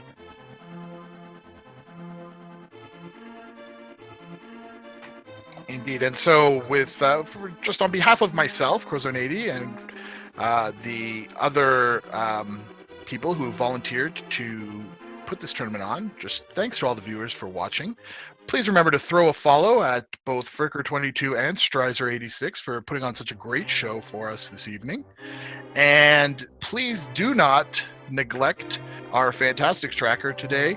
JLo7 was helping keep track of all of the items that were lighting up on the bottom of the screen. And as well, my commentating partner here, I'm sure he would appreciate a follow as well. As Ryu, definitely give a follow to Crozone. He's done a fantastic job, not just on this race, but he's put in a lot of work for doing commentary for this tournament. We have a staggering amount of matches going on in this tournament, and just shout outs to all the commentators in general for getting as many matches covered as we do in this tournament. So with that, I think we will be... Well, I will be taking a 1-hour break, and then I will be back for the next match right here on Speed Gaming 5. And have fun with that one. I will be seeing all of you probably tomorrow. And good luck to both of our runners in the future matchups.